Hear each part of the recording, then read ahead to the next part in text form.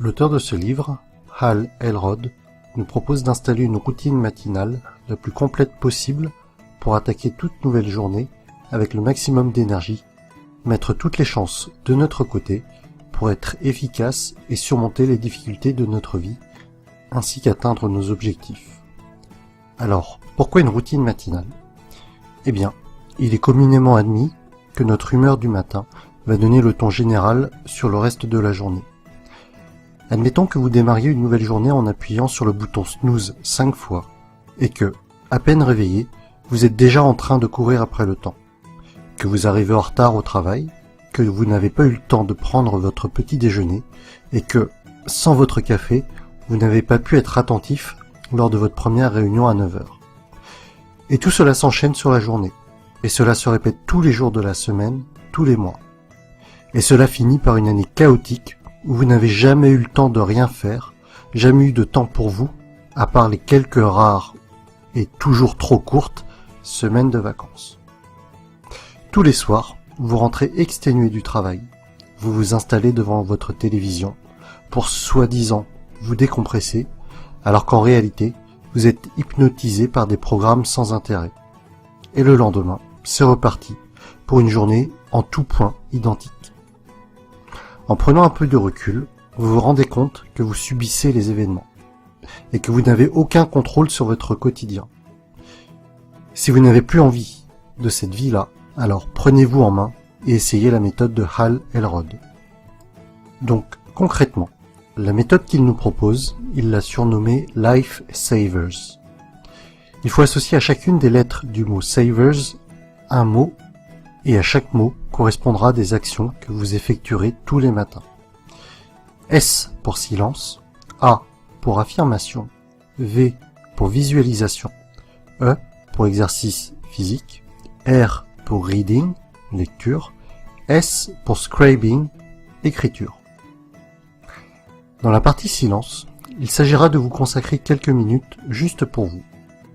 Ce peut être une dizaine de minutes de méditation, de respiration lente et profonde ou une prière.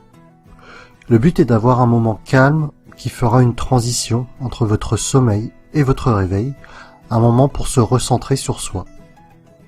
Personnellement, j'associe ce moment à un endroit sombre ou une lumière tamisée pour accentuer cet effet de transition douce. Dans la partie affirmation, répétez des citations qui vous inspirent, qui vous motivent, des phrases qui vous rappellent vos objectifs de réussite. Trouvez quelques phrases qui ont du sens pour vous et répétez-les. Dans la partie visualisation, visionnez votre futur, vos objectifs à atteindre avant la fin de la journée ou bien dans quelques années. Ressentez les effets que ces situations, une fois abouties, vous procureront.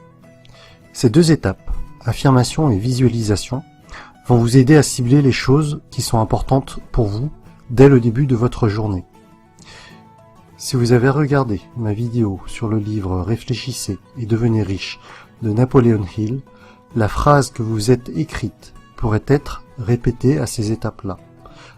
La partie visualisation correspond justement à ce que vous devez éprouver lorsque vous relirez votre phrase. N'hésitez pas à aller voir cette vidéo si ce n'est pas déjà fait. La quatrième partie, exercice, correspond au moment où vous allez commencer à vous mouvoir physiquement en faisant quelques minutes de sport. Faites ce que vous voulez avec ce que vous avez.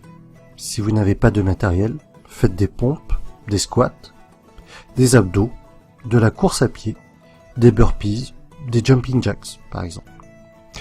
Faire du sport régulièrement, même sur de petites durées, va être extrêmement bénéfique pour votre forme générale.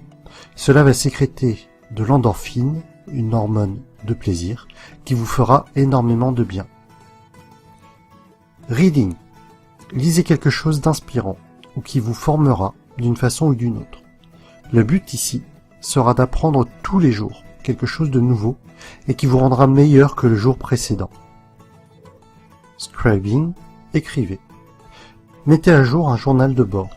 Écrivez des choses positives, ce que vous retenez de bon de votre journée précédente. Les gens ont souvent une image ringarde, voire même enfantine, d'un journal personnel ou journal intime. Pourtant, Si vous axez ce que vous écrivez sur les choses positives qui sont en train de se passer dans votre vie, régulièrement. Cela va booster votre bonne humeur et cela vous forcera à vous concentrer sur les bons moments plutôt que sur ce qui ne va pas. Et voilà mon résumé de la méthode proposée dans le livre The Morning Miracle. J'espère que cette vidéo vous aura plu. Si c'est le cas, mettez-moi un pouce j'aime en bas à droite de la vidéo. N'hésitez pas à vous abonner pour suivre mon actualité et à bientôt.